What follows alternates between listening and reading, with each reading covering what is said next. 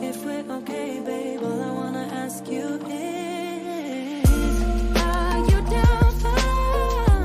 Are you up for? Just wanna be together, be together. Babe, I want you.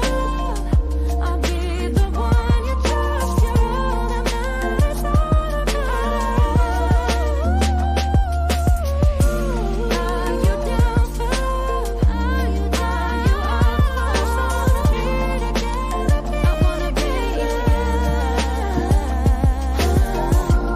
Babe, I want you. I'll be the one you trust. You're all that matters. What's going on? What's going on, my beautiful people? Wow. What a beautiful life this is.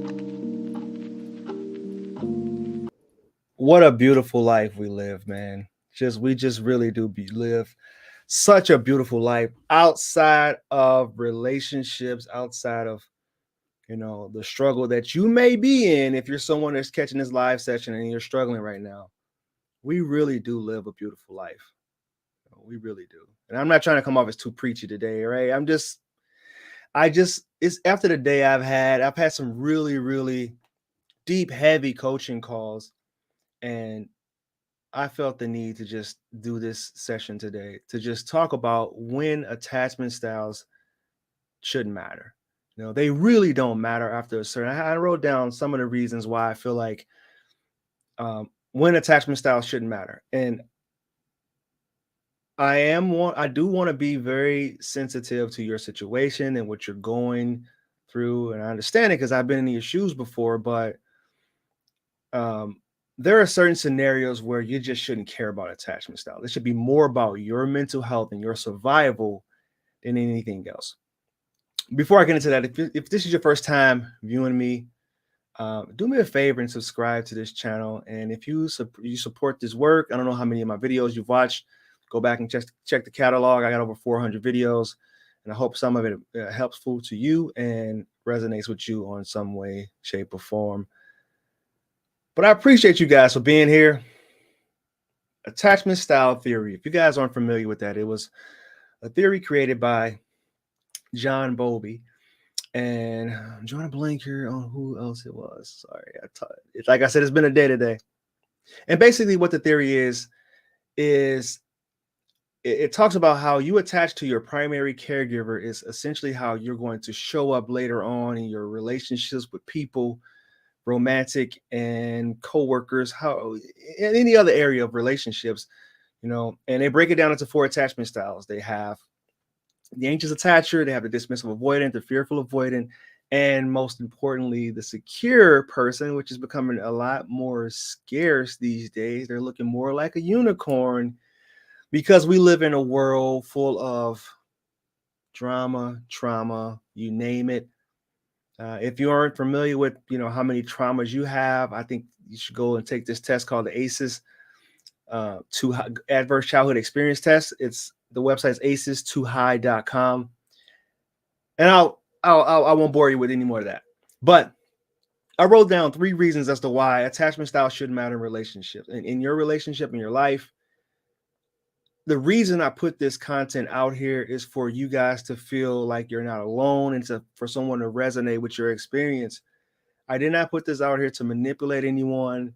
It's just kind of get a better understanding, kind of get more of an insight on where a person that you may have been dealing with or will be dealing with in the future, their experience and where they're coming from. So the very first thing that I wrote down as to why a person shouldn't care about attachment, if you've been in a relationship dynamic and this guy, you really feel like you've been engulfed by that person, you've taken up their hobbies, you know all of their friends, you prefer their friends, and hanging out with their friends and family over your own is when you feel like you've lost yourself. And how do you know when you've lost yourself? It's when you take a real good look in the mirror and you don't recognize who you actually are. If you find yourself living with them, all of their belongings are there. There's no instinct of you have no essence around that house or apartment, condo, flat for people over across seas. and you feel like you don't know who you are anymore. And another good indication of you lost yourself is because your friends and family will become a thing of the past. They will be strangers to you. And they most likely will be telling you these things that, you don't come around anymore. You don't call. We don't hang out anymore.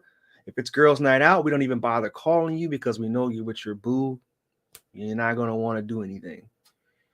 So that's the very first reason as to why attachment style shouldn't matter after that. That's when you've been engulfed. And people who are more likely to get engulfed in their relationship is probably the anxious attacher, because I'm an anxious attacher in recovery here. We tend to lose ourselves and we become a people pleaser, which means we don't advocate for ourselves. We don't set strong boundaries until we have been so bottled up to the point where we just kind of explode. And they call that protesting behaviors, where let's say that I'm going to give some examples today here, right? Like I said, it's been a long day. It's been a long coaching day, and I really, really enjoy what I do. But when you have instances where we are so fixated on different attachments, and when people get to me, they finally get a coaching call with me, they have already gone down the rabbit hole of attachment theory, and they pretty much have it figured out as to what they think their attachment is and the person that they're with.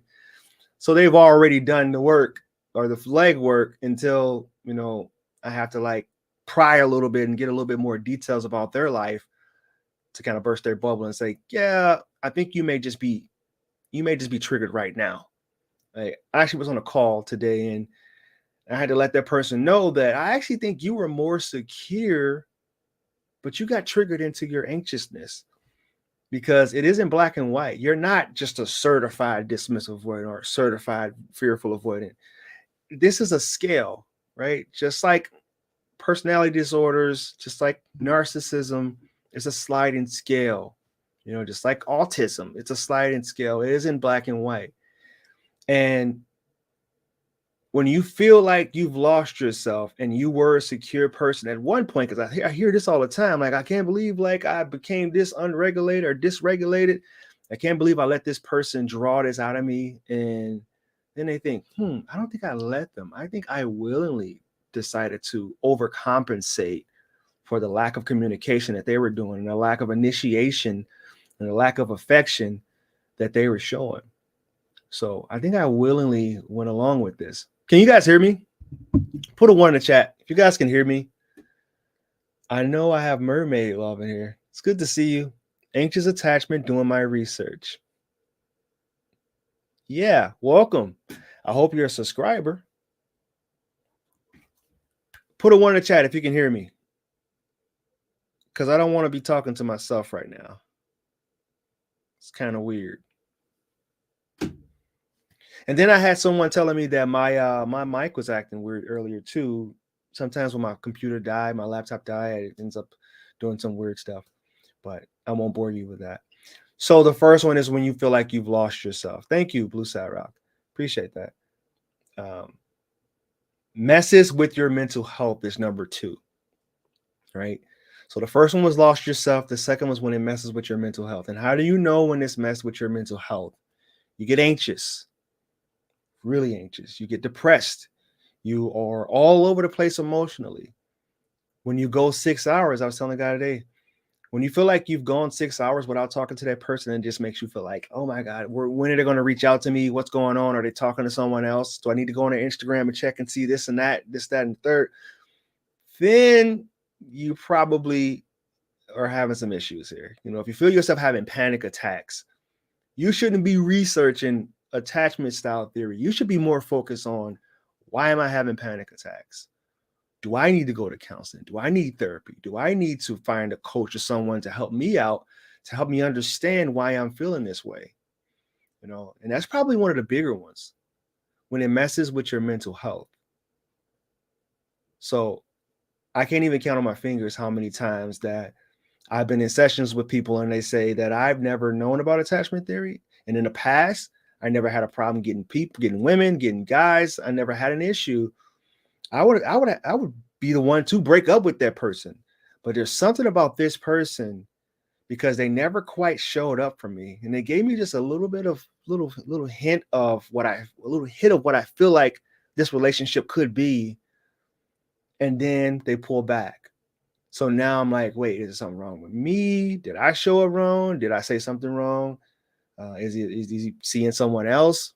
What is it? What's going on? So they're struggling with that. And next thing you know, boom, attachment style theory. What is this?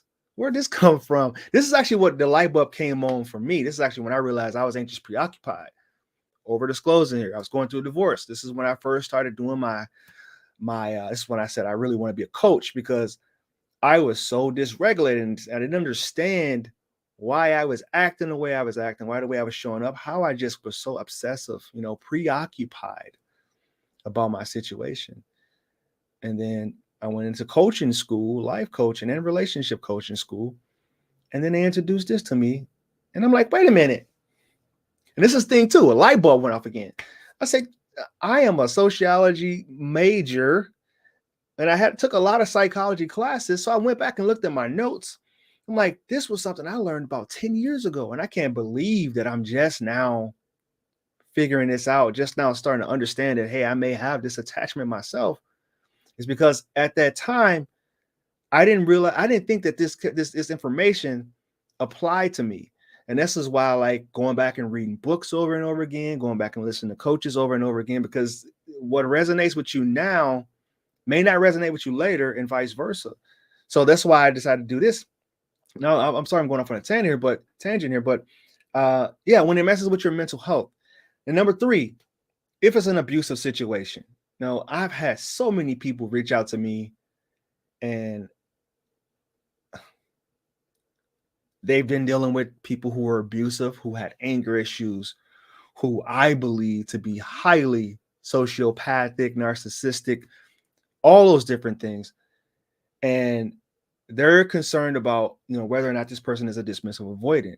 And I have to let them know this isn't a safe environment, and I will never condone or never encourage someone to stay in a relationship or a situationship or whatever it is that's abusive, that the person doesn't feel safe, that they feel like they have to seek shelter somewhere else. So that's my third one there, is abuse. If it's an abusive situation, and I know how hard it can be to get out of that, so I'm not trying to discredit or minimize your experience. I understand you're not a broken human being for not being able to get out of it, because I've seen it over and over again where you feel like you just don't know how to move and how to get out of that and how to protect yourself, especially when it's situations like you may be living with them, you guys are cohabitating, you have kids with that person. I get it. But the last thing that should be on your list, it should be, is this person a dismissive avoidant? That's when, or fearful avoidant or whatever. That shouldn't be a concern. You guys got questions? Mermaid Love, you got a question? I'll answer for you real quick. Justice, appreciate that. Thanks for letting me know that I'm actually heard in here. And I want to keep this one short. Like I said, I've had some long ones today, but I'm so internally grateful for what I do and for the lives that I'm able to impact. And I'm not going to go on my soapbox here, but I really do appreciate this community. I feel like I've helped save a lot of lives, and I'm going to be honest with you and be totally transparent. You guys have helped save my life, because this community came into my life at a time that was very important to me and was pivotal about what I wanted to do in my life. I mean, I've seen a lot of guys that's come through my Zoom calls that say, hey, I don't know if this is worth carrying on anymore. And I like to be honest with all my clients and say, I've been in your shoes, man. Like the pain, you don't understand how to get past that pain, especially when you're anxious. Like you just don't know what to do. Like you're just scrambling. So thank you guys for being here. I hope this information was helpful. 3 things, very simple. And once again, I love you guys and thank you for being here. And always remember, when you go be loved, you'll never have to find it. God bless you guys. Namaste.